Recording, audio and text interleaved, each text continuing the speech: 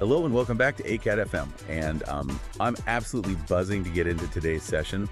We have this really cool mix of topics today, like it's equal parts fairy tale and hard-hitting journalism. It is quite an unusual combination, I'll admit. Great to be here. Today is Friday, February 27th, 2026, and we actually have a very special deep dive prepared for you today, specifically tailored for one listener, Mireilly. That's right. Mireilly, we know you're an 18-year-old cowgirl all the way from Mato Grosso do Sul, but you are currently prepping for a massive shift in your life. Your freshman year in journalism at UFMG. Which is a significant transition. Moving from the farm environment to a university newsroom involves a total shift in how you view the world. And honestly, looking at the source material from your AcademiaBSB class notes... Specifically the link from students.AcademiaBSB.com.br, right? Exactly. And the Google Meeting transcriptions added as an attachment from Google Drive. The file named ACAD Class Mireilly, February 27th, 2026. It really feels like the curriculum was written with a future journalist in mind. Oh, it completely does. Yeah. I mean, the official theme of the T250 notes from yesterday is folklore and culture. But when you really peel back the layers, this material is obsessed with truth. Like how we see it, how we speak it, and how we hide it. Which is the core business of journalism. The stated goal for you here, Mireilly, is concluding the B1 level of the Common European Framework of Reference for Languages, or CEFRL.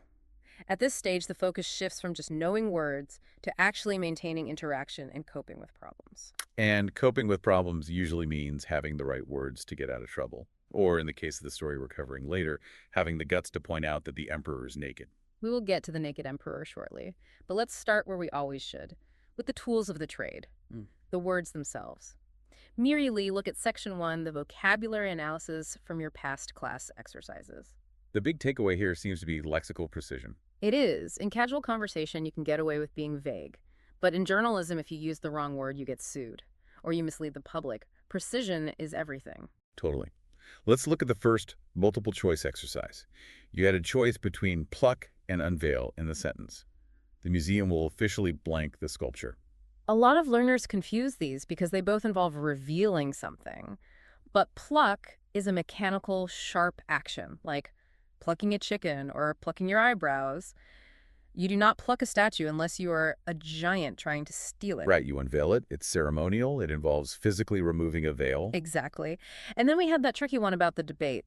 Several of his blank criticized his proposal. The options were peers or trout. I love this one. Like imagine a bunch of trout judging your debate skills. If several of your trout are criticizing your proposal, you're likely hallucinating. The answer, of course, is peers. Your equals your colleagues. But here's where it gets super nuanced. Exercise 2 highlights the difference between reveal and unveil. To me, unveil feels physical. You know, like pulling a sheet off a new car. Correct. Unveil is almost always for physical objects, monuments, or perhaps a formal ceremony for a new plan or logo. Reveal, on the other hand, is about information. It's about the truth. All right, like journalists reveal scandals. They reveal their sources. They don't usually unveil corruption unless the corruption is literally a statue covered in a sheet. That is such a crucial distinction for you, Mireilly. You are going to be in the business of revealing things. Now, what about dish versus plate in exercise 5? This one trips up so many people. Think of it as the difference between software and hardware. The plate is the hardware, the ceramic disc you physically hold. The dish is the software. It's the recipe, the cultural concept of the food. Oh, I love that analogy. Fish and chips is a British dish, but you serve it on a plate. So if I say I broke my favorite dish, I'm basically saying I cooked it badly. In a strict lexical sense, yes. Or you're using dish metonymically to mean the object, which native speakers do all the time. But for the exam and for precision, you break a plate, you cook a dish. Makes sense. Let's quickly touch on the grooming verbs from exercise 6 before we move on. We have shave, pluck, tousle, and use makeup. Again, precision. You shave a beard, you pluck eyebrows, you don't shave your makeup. Unless you're using a razor to take it off, which sounds terrifying. Highly unadvised. And tousle, that's a great word for a writer. It implies the wind made your hair messy, but in a charming, attractive way. Sounds like bedhead, which is just messy. Tousled is romantic. Messy is just messy. Exactly. It's the difference between a poem and a police report.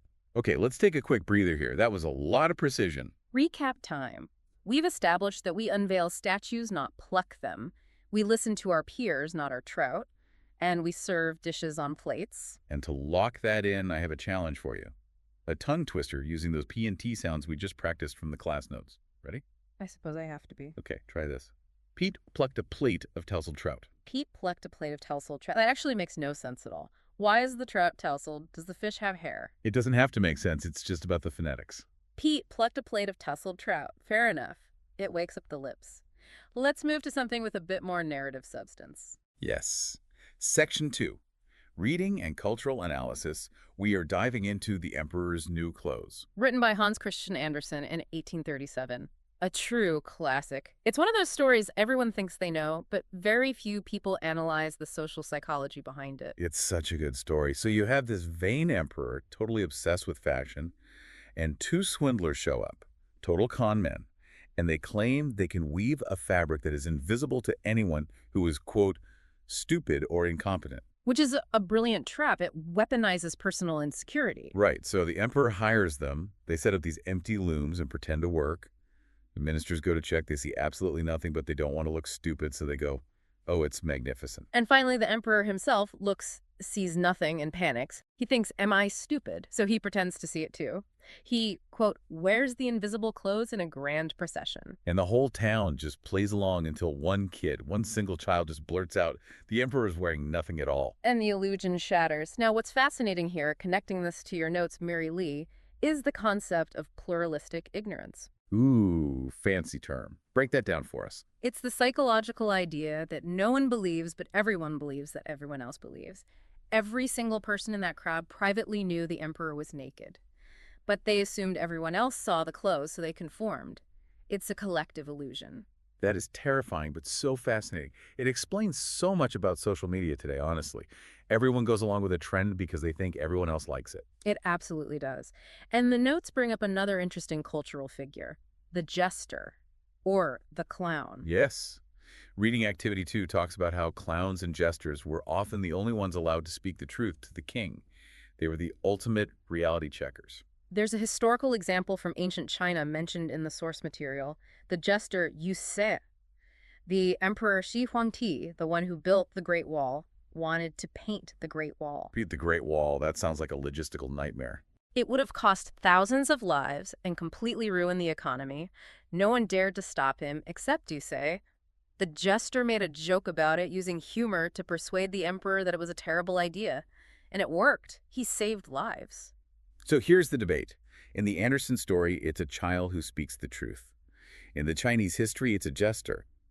Who do we need more of in modern society? That is a difficult question. The child represents innocence, truth without any filter, but the jester represents strategic wit, truth packaged so it can actually be heard by powerful people. For Mireilly, as a future journalist, she might need to be a bit of both. Yeah, innocent enough to see the naked truth, but witty enough to write about it without getting fired. I love the child's fearlessness, though, just saying it exactly like it is. Speaking of saying it like it is, let's look at how we say things. Section 3, pronunciation from the current class. Okay, Mireilly, listen up. We have a verbatim list here. Honorable throughout ancient details, defendant evidence, emperor, published, gullible, Copenhagen. Let's focus on a few tricky ones. Honorable. The H is completely silent. It's not honorable, it's honorable. And throughout. That TH sound is a killer. Tongue between the teeth, throughout. Then there is gullible. Meaning easily fooled. Like the emperor. You could say, the gullible emperor believed the swindlers. And we must highlight a false similarity noted in the class. Persuaded versus pursuit. Oh yeah, these look somewhat similar on paper, but sound totally different. Persuaded means convinced, like how the jester persuaded the emperor. Pursuit is the act of chasing, like a high-speed police pursuit. Don't confuse them. Or you might say, the police were persuaded of the criminal, which makes literally no sense. Exactly. Now moving to section 4, the vocabulary for the current class. This list is heavy. It's very relevant to social issues and the law. Perfect for journalism major. Let's read the exact list. Femicide, be arrested, disabled people, racist to be sued, sentenced to pay a fine, fool. Foolish phobia, dared self-preservation court precaution, measures digital privacy, kidnapping.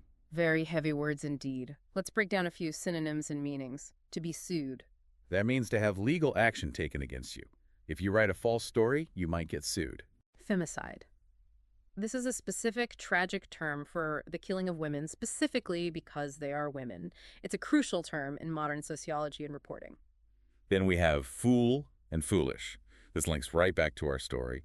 The emperor was foolish. Synonyms would be silly or gullible. And precaution measures. These are simply safety steps, Yeah. like wearing a seatbelt or, for a journalist, checking your sources before publishing. It's a really serious list, but totally essential for describing the real world accurately. Let's take a second break and recap. We've covered the pronunciation of honorable and throughout, and we looked at legal vocabulary like sued and sentence. And since we're dealing with legal terms, I think you have another tongue twister for us. I do. Try this one. Sue sued the senator for a severe sentence in self-preservation. Sue sued the senator for a severe sentence in self-preservation. Wow, that is a lot of S sounds. It is sibilance. It sounds like a snake, which is actually a perfect transition to our next topic. Oh, I see what you did there. Section 5, Brazilian mythology. This is a fantastic cross-cultural deep dive. Brazil is a melting pot. Indigenous African and European influences.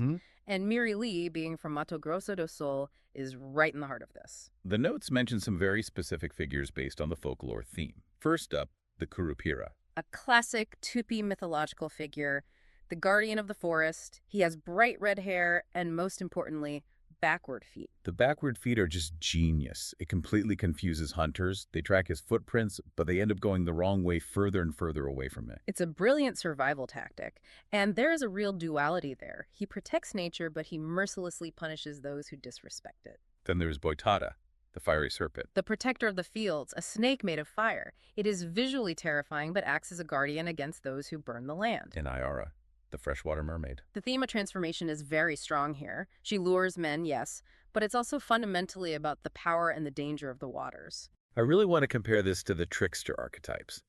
In Anderson's story, the swindlers are tricksters. But in Brazil, we have the Saci-Pererê. Oh, one-legged prankster. Saci is a trickster, yes. He hides things, he disrupts the farm. But unlike the swindlers in the Emperor's story, who are purely greedy, Saci is more of a chaotic nature spirit. He's mischievous, not necessarily malevolent in that calculated way. And for Mireilly in Mato Grosso do Sul, she is in a region influenced by both the Tupi from the Amazonian coast and the Jui people of the central and eastern regions. Right. The Jay mythology often focuses more on cosmic and agricultural themes, while the Tupi is very animistic, focusing on the spirits of the animals and the forests. It's a rich tapestry for a writer or journalist to draw from. You don't just have to quote Shakespeare in your articles, you can quote the Curupira. Absolutely. Use your roots. Now let's sharpen our tools again. Section 6, pronunciation from the past class. We're looking at those tricky ED endings. Listen to the difference. Right. Threatened, straightened. Those end with a hard D sound. But then look at requested. That has the ID sound, request aid. And unveiled, back to the D sound. Unveiled. The notes also mention the word machine. It looks like it should sound like China, but it's pronounced with an SH sound. Machine. And thick. Practice that unvoiced TH. Like thumb, not tick. Thick. Precision. It is always about precision. Now let's put this language to use. Section 7, role play. Mireilly has this scenario. I am going to be a journalist like you are about to be, and my co-host here will be my grumpy editor. I feel I was born for this role. We need to use these specific terms. To fool someone, to dare someone to do something, to prove yourself, to give a heads up out of the ordinary and speak truth to power. Action. Hey boss, I need to give you a heads up. I found something totally out of the ordinary regarding the mayor's new construction project. Listen, kid. You're trying to prove yourself. I get it. But don't let them fool you with fake documents. They aren't fooling me! I dare you to publish this. We need to speak truth to power. You really think you can just walk in there and say, the emperor has no clothes, do you? If the emperor's naked, then yes. All right. Write it up. But check your sources. And scene. That was actually fun. Dramatic, but highly effective. You use the idioms perfectly. Giving a heads up is warning someone. Speaking truth to power is exactly what journalism is fundamentally about. And using the emperor has no clothes fits perfectly when exposing corruption. Moving on to Section 8, writing. We looked at a student essay about Anna, a 7-year-old girl in a poor medieval village finding a well. This was such a sweet story. The first draft had some really great emotional setup, like the line, tired eyes but a brave heart, and good grammar usage setting the scene with there was and there were. But the teacher's feedback for the second draft focused on making it more vivid using participles. This is the classic show don't tell rule. Right, so instead of just saying she walked, you say walking through the forest. Instead of she was scared, you say trembling with fear. It just adds so much action and flow. The feedback also suggested expanding on the theme greatness in her spirit. We propose a final version where Anna doesn't just find water. She returns, and the village unveils her as a hero. Yeah, she essentially gets estrelinas from the community. Little reward points for her bravery. Yeah. We can totally publish that version on the students.AcademiaBSB.com.br blog, with your consent, of course. Acknowledgement. It's what every hero wants. Let's do one last recap. We have covered legal terms, Brazilian myths, tricky pronunciations, and storytelling techniques. And for our final playful tongue twister, specific spirits speaking truth. Specific spirits speaking truth. That is actually harder than it sounds. The S and SP blends are quite tricky. Specific spirits speaking truth. I like it. Now, before we sign off, let's look at your performance stats, Mireilly. You are absolutely crushing the B1 level. Yes. Your vocabulary growth is 21 new words. That is huge. And your phonetic deviation ratio has improved dramatically. It is statistically significant. You are clearly doing the work. Speaking of work, remember, our school's methodology relies on you actually doing the homework.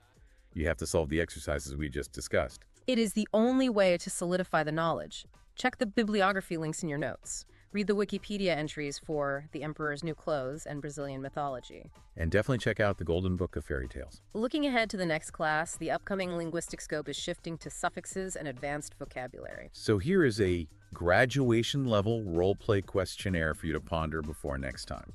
How would the suffix NESS change the emperor's foolish nature? If he is foolish, he possesses foolishness. Suffixes change the word class entirely. It's a very powerful tool. Definitely something to mull over. As we close, I want to leave you with a thought on Hans Christian Andersen. When he first published The Emperor's New Clothes in 1837, Denmark was rapidly changing. The old social hierarchies were being deeply questioned. So it wasn't just a silly kid's story. Not at all. It was a profound social critique. It reminds us that collective illusions are very real. Sometimes society just agrees to believe a lie because the truth is too uncomfortable. But all it takes is one single voice. One child, one gesture, or one journalism freshman from Mato Grosso do Sul to break the spell. Indeed. Thank you so much for listening to AcadFM. We are so proud of your progress, Mireilly. Keep writing, keep speaking. And remember our motto. It is not only about the language. It is all about communication. See you next time.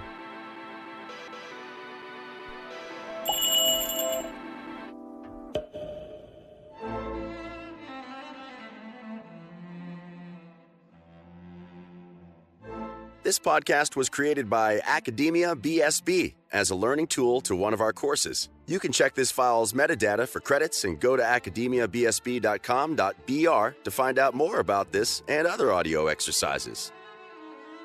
If you have any questions, doubts, or any other requests, you can always shoot us a message. Academia BSB, Intelligent Courses.